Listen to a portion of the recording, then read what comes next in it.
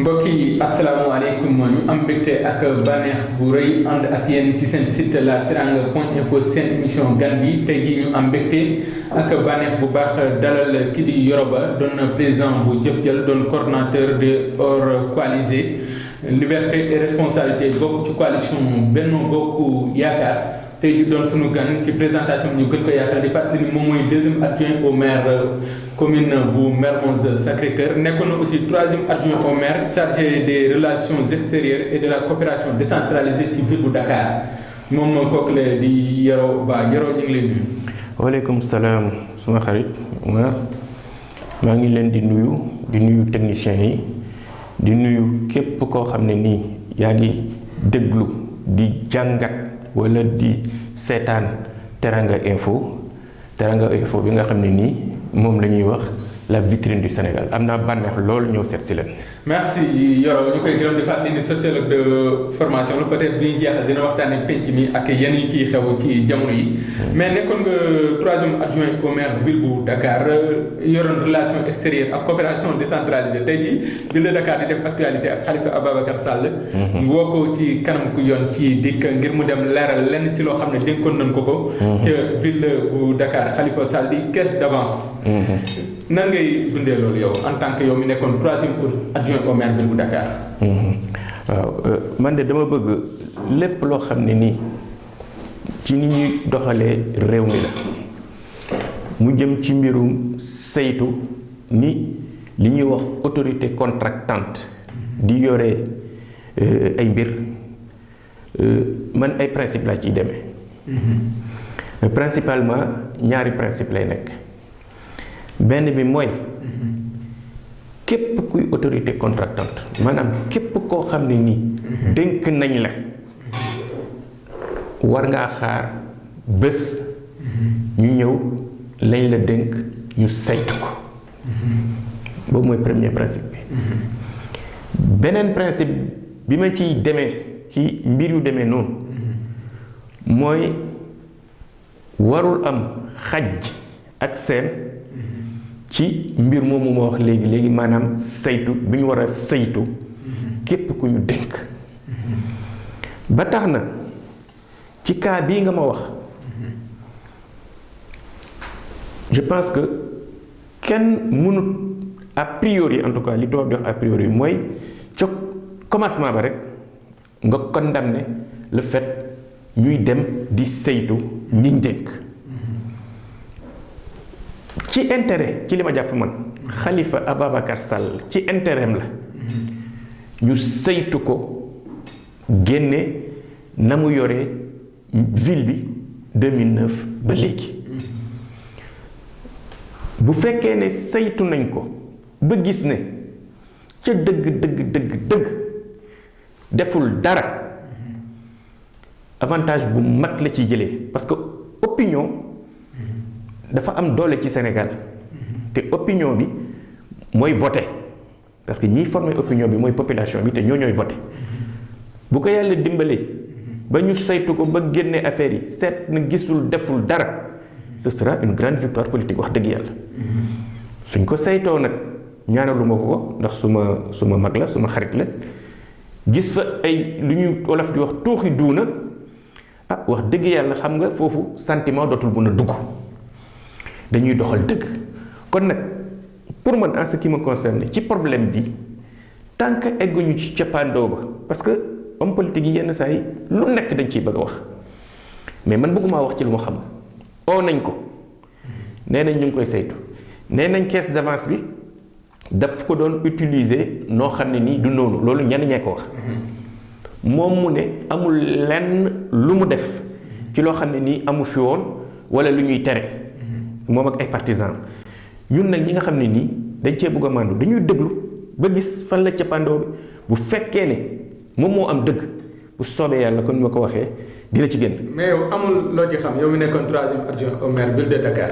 gis nga nag xam nga. jege woon nga ko aussi. waaw sama xarit la sama mag la sama grand la. mais gis nga naa la waxal dara ci affaire gestion mairie. d'ailleurs pour firndeel loolu. mercredi bi passé. maanaam mën na une semaine tey. bokk naa ci benn réunion boo xam ne nii dañu ne adjoint au maire yu Sénégal yu Dakar yi dañ doon réunir parce que li ñu seetlu ci ni ñuy doxalee mairie yi gis nga gannaaw maire bi amul kenn ku fa mën a def lenn te maire bi joxu la ko man Sénégal damay gis ne dañuy wax toujours ne régime présidentiel li mu jox ci pouvoir président dafa bëri et cetera mais mairie yi aussi war nañ ko xool gis nga mairie yi même avec l'acte 3 président de commission yi ñoo ëpp doole adjoint au maire yi te adjoint au maire dans les mêmes conditions ni ñuy élire maire noonu lañ koy élire yenn saa yi di nga gis sax benn maire boo xam ne nii bi ñuy élire mu am lu mel ni fanweeri voix premier adjoint bi wala deuxième adjoint bi ñëw am fanweeri juróom ëppale ko ay voix mais maire bi moom la loi bi jox pour muy gérer kenn mënu ci dara ce qui fait que man de ba ma fa nekkee wax dëgg yàlla coopération lañ ma dénkoon mbirum xaalis nañ koy defee caisse d'avance ak yooyu wallahi azim xaw ma ci dara. léegi mbiru Khalifa Sall lu tax ñu bari di poser ay question mooy waxtu gën koo woo mooy waxtu boo xam ne tey jii OFNAC génnewoon na fi ay mbir yoo xam ne dafa laal ñuy jege nguur gi ban tudd ci ay tur leen ci mais boobaak tey kenn déggu ci mu am chute. mais ñu xool ni moment bi IGE tamit bu ñu déggee ci lenn li waa APR di wax du mairie Dakar rek lañ càmbar ci wàllu woowule.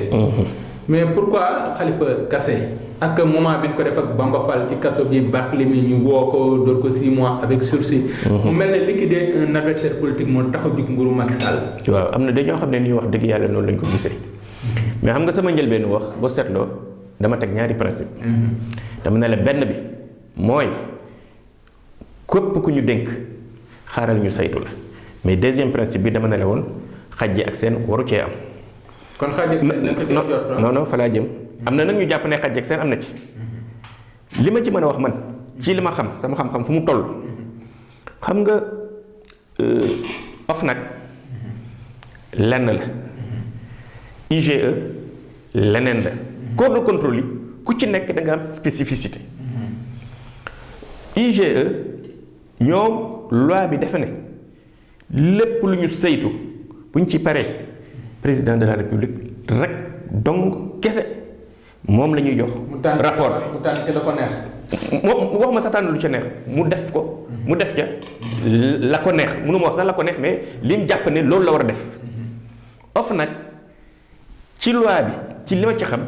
OFNAC ci seen bopp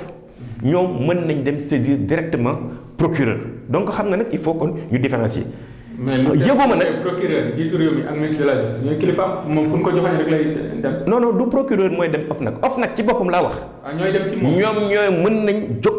dem buñ paree dem déposer. donc loolu c'est pour faire la différence entre IGE ak OFNAC. man nag yëguma fu président bi mu nekkee président ba léegi jotee rapport IGE kenn toog ci te kooku def ay tooxi doona yëguma ko wax dëgg yàlla. IGE de lay wax bii nii ni nga ko waxee léegi nee nañ yóbbu nañ bu maire bu Dakar mais yóbbu nañ tamit yeneen maire yoo xam ne nii ci majorité bi lañ bokk. mais lu tax yooyu kenn tudd leen. waaw mais loolu xam nga nag yéen journalistes yi c'est vous qui faites l'opinion. que xaj ak seen bi nekkul foofu. non foofu laay wax xam nga yéen nag journalistes yi yéenay def l'opinion. boobu mooy benn c'est-à-dire yéenay tànn ay sujets di ko montrer en épingle war a ngeen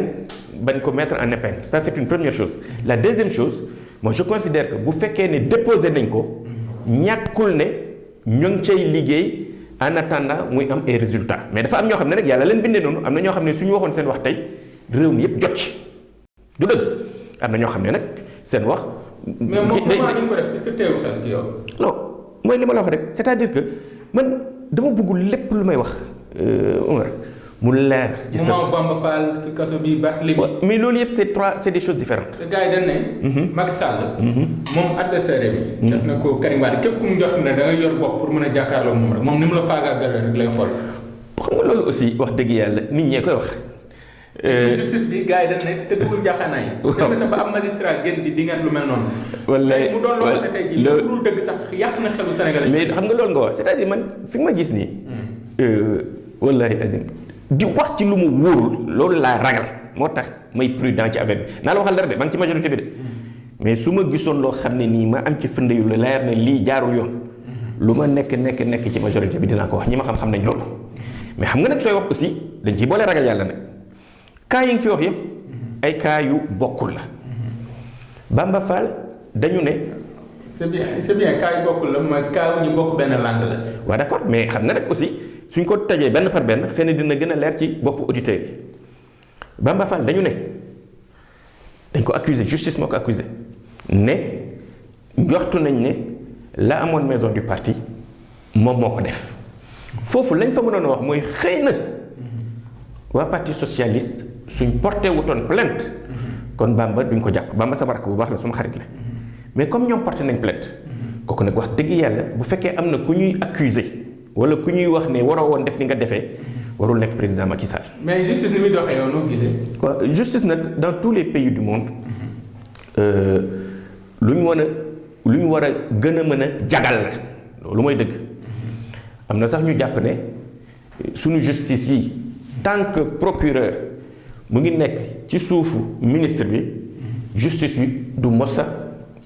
jaar ni mu war a jaar ñu bari jàpp nañ loolu ci homme politique yi mais xam nga problème bi ñuy am aussi au niveau de la justice mooy gis nga nos sociétés sont relativement fragiles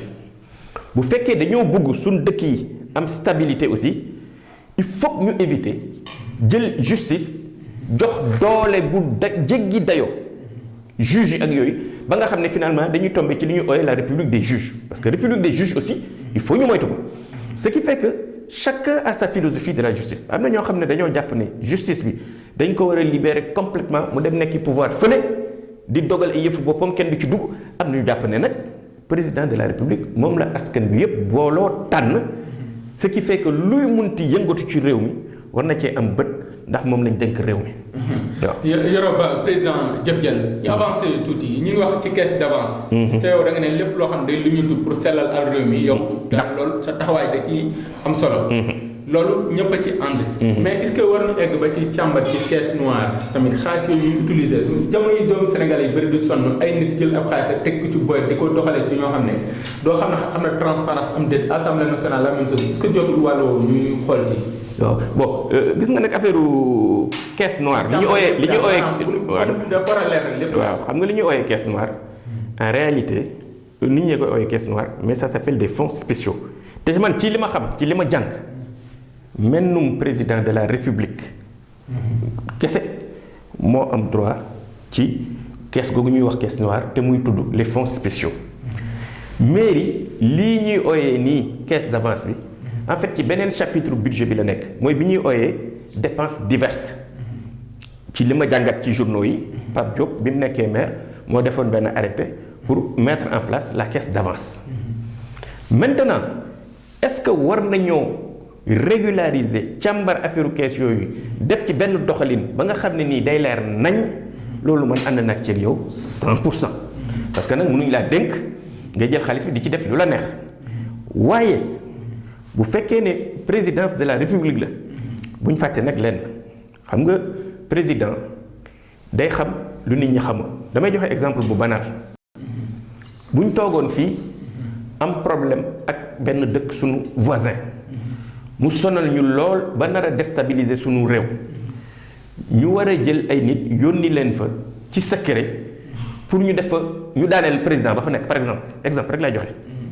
xam nga loolu xaalis moo koy def. mais xaalis boobu il faut que mu am fu mu jóge loolu esprit boobu maanaam am yoo xam ne nii kenn mënu koo wax ci kaw te la koy doxal laaj xaalis moo tax Sénégal ak yeneen dëkk ci monde bi yépp ñu instituer li nit ñi di ooyee caisse noire te muy fonds spéciaux noonu lañ ko war a utiliser bu fekkee nag def ci am yeneen utilisation xam nga loolu doo ko xam mais xaalis bi gars yi dañ koy politiquer. waaw mais loolu da ngay wax mais xam nga loolu aussi doo ko xam xam nga man ma nekkaguma maire joxaguñ ma caisse noire nekkaguma président de la république ñii dañuy toog naan ñii ànd ak ki fa nekk ne dañ koy politiquer ñeneen ñi taxaw fee ne duñ ko politiquer man en tant que Yoro Ba dëgg comme xaw ma bugguma cee wax mais daal principe yi au niveau des principes caisse noire li ñuy ooyee caisse noire dañ ko war a defar noo xam ne nii de telle sorte que mu am traçabilité. mais yow adjoint Barthélémy nga. procès noo ko dundee ak fi mu mujj. Barthélémy suma rakk la dama koy wax sax j'ai eu beaucoup d'admiration pour Barthélémy parce que bi ñuy xeex maanaam bi ñuy xeex contre le régime du PDS wax dëgg yàlla def na ci participation bu am doole Sénégal yépp fekkee ko Barthélemy dañ koo tooñ ndax dañ koo fekk ca mairie attaqué ko loolu mooy la vérité historique maintenant la cay xew-xew ca malheureusement mu am ku ci faatu xam nga su nit xasee faatu moom il faut ñu def enquête xool lan moo fa xew justice bi fi mu nekk nii enquête na ba ne moom moo ko def loolu mooy dëgg c'est-à-dire loolu la justice wax nee na Barthélemy ko def xam nga yow soo nekkul juge amoo enquêteur à ta disposition xamoo lan la enquête bi génnee pour nga wax ne lii dëggal wala du dëgg day jafe li nga mën mooy ñun ñu ngi sant yàlla bi mu delluwaatul ci kaso bi parce que nag quoi qu'on dise verdict bi c'est un verdict d'apaisement mais comme parquet bi interjeté na appel te Barthélemy Dias ci boppam ci li ma jàng ne wala def na appel sax dañuy xaaraat rek ba juge bi ba juge bi kiyaat mais li wër te wër mooy dañ koo tooñ wax dëgg yàlla. yow yaa ngi bokk ci hors coalisé yi. pourquoi hors coalisé ak législative yi ngeen jëm ñu bari ñu ngi woote di laaj seen cër. hors coalisé yi yéen da ngeen gisul seen bopp ci coalition bi am déet wala da ngeen àndul ci na muy doxee. non non en fait suñu nee hors coalisé il faut bien comprendre Benno Bokk Yaakaar bu mag bi maanaam Benno Bokk Yaakaar coalition bi li ko formé ay sous coalition la dafa am benn sous coalition bu ñuy wax Benno Tanor par exemple nga xam ne PS moo fa nekk ak yeneen parti mu am beneen sous coalition bu tudd Benno Siggil Sénégal nga xam ne AFP moo fa nekk ak yeneen parti ay PIT ak RND et cetera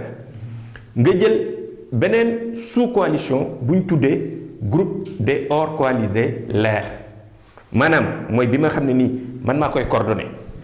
lu mat ñaar fukk structure ak ay parti ñoo dajaloo ne ñoom bokkuñu ci Benno ak Tanor bokkuñ ci Benno Siggil Sénégal bokkuñ Macky 2012 waaye Benno Bokk Yaakaar lañ bokk gis nga nag soo jëlee fukki sous coalition yooyu dajale leen loolu mooy la grande coalition Benno Bokk Yaakaar. mais fi ngeen jëm ci législative yi lan mooy doon ci taxawaay lu jafe ban cër ngeen ci nar lu jafe bu fekkee war a te yàlla tax ndax soo jëlee coalition Benno Bokk Yaakaar mu nekk lu mot daanaka soriwul ñaar téeméeri parti ñu war a uti 160 députés loolu xam nga ne du yomb dama koy wax léegi 2012 jafe woon na ga waaye xam nga contexte bi ñu nekkoon ak victoire bi ak euphorie bi tànnoon 150 députés du ma ne yomboon na mais ça présentait moins de difficulté. mais pour bii moom tas bi du yomb. bii moom bu fekkee wax rek te yàlla tax ngay wax dëgg dina jafe lool parce que ñaari position ñooy am xam nga bële dañoo jël lu mat ñaar fukki député ak ñett daanaka affecté ko Benno Siggil Sénégal mu ñoom Moustapha Niasse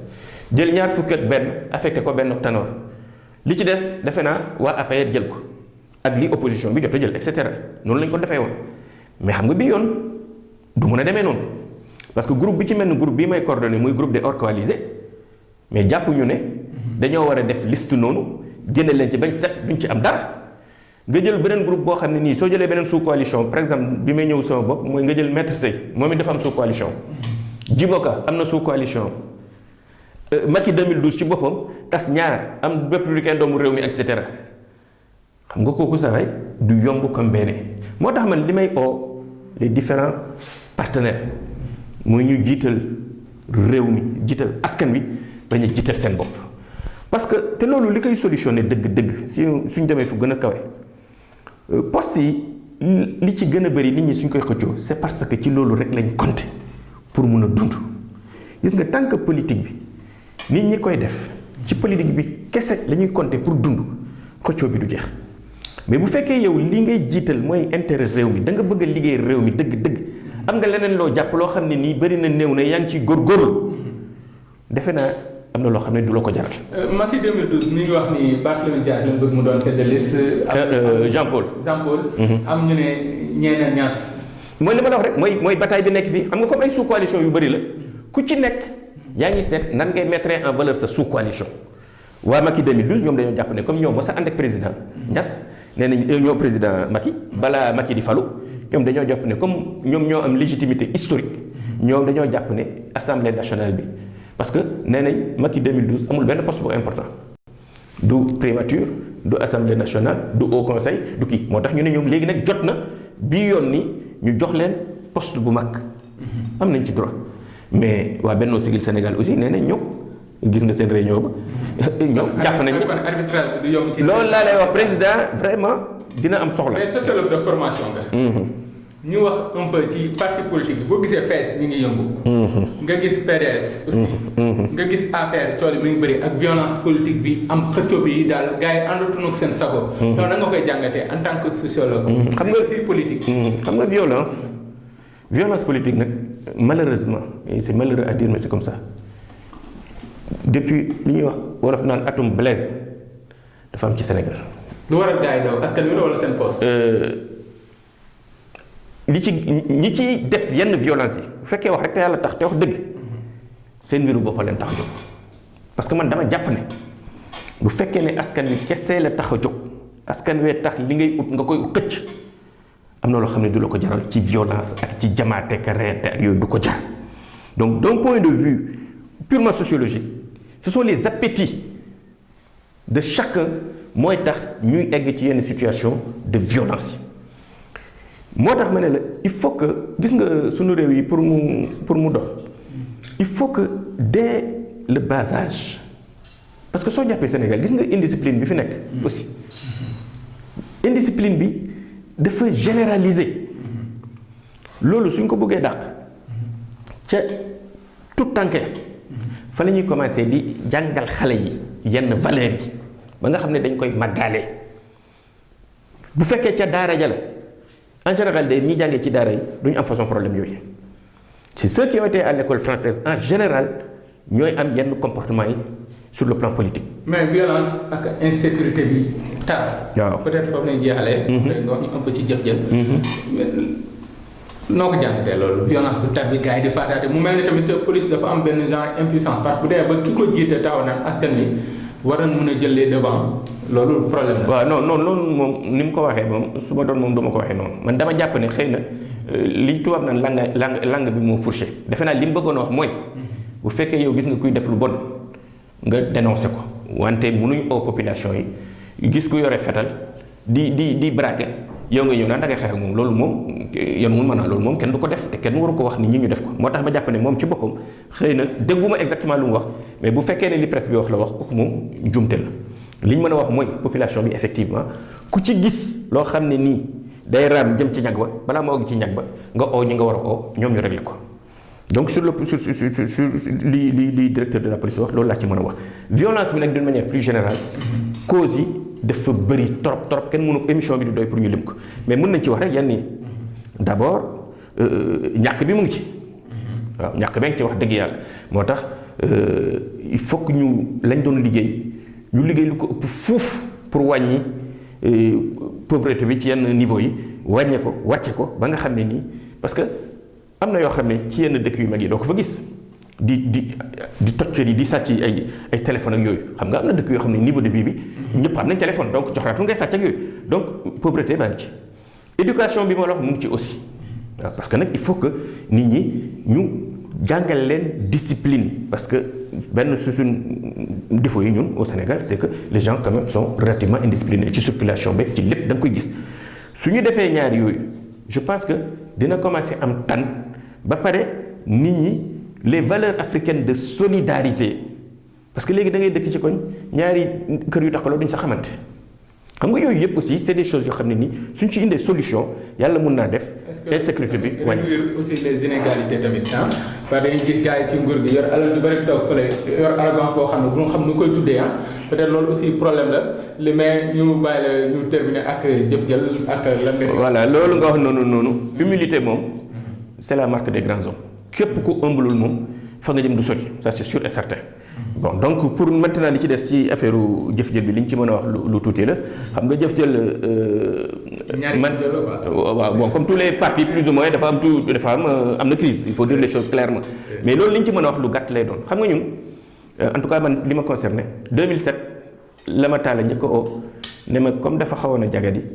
naa ñëw nekk président Jëf Jël 2007 bi ma ko waxee li ma ko njëkk a tontu dama ne ko président mu ne ma ne ko vraiment je te remercie mais judd naa ba toll nii ma toll mosuma xëccoo te du tey lay bëgg a ko xëccoo comme am na ñu ma fi jiitu ay kàngam temps yooyu ñoom Benoît Sambou ñu ngi fa ñoom Moussi Diakhaté ma ne ko tànnal ci ñooñu kenn nga jiital ko mu bañ ba tëdd ci raay bi ñu évoluer tuuti ma ne ko léegi lenn mën a tax ma jël présidence su Jëf Jël dinaa dem waxtaan ak kàngam yooyu ma la wax bu ci amee kenn wax ma ñaar kenn rek ku ne d'accordul jàppal ne du ma jël ma dem seeti leen ñoom ñëpp d'accord loolu moo tax ma njëkk jël Jëf Jël dawal ko suñ ko daroon nettali fii day gudd ba Talla tane ñëwaat jëlaat parti bi ñu dem ba 2011 Talla yónnee ma mail démissionné mail bi maa ngi ak moom ne démissionné na ci Jëf Jël ma ne ko balaa muy démissionné bi ma ko waxee dama ne ko président lu tax ngay démissionné mu ne moom dafa jàpp ne kuy nekk président de la république waroo nekk président de parti te moom comme candidat la ba mu nekkee candidat lay démissionné ma ne ko président mu ne ma ne ko tey ngaa bàyyi ba nekk président de la république doo ko démissionné mu ne déedéet mu yónnee ma mail bi bureau politique réunir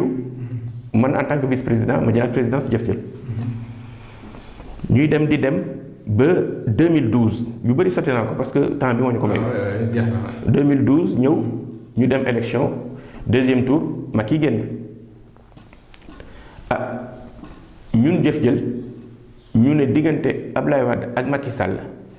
ñun de Macky lañ choisir Talla moom boobu def na woon parce que boobu mu ngi am benn mouvement bu muy wax wàllu moom mu ne def ci neutre am ñenn ñu nekk ci parti bi ci Jëf Jël ñoo xam ne nii xam naa ñoom Talla lañ gënoon a jege ñu ànd ak moom ci loolu de moo indi crise bi ñun nag bi ñu demee ba soxla récépissé parti bi parce que ñëpp d'accord nañ ne démissionné ak yooyu bañ demee ministère de l'intérieur lañ ñu wax mooy dañ nañu Talla lii mu leen jox du démission parce que administration mënul jàpp ne mail démission la da ngeen koy seeti mu bindal leen lettre de démission signé ko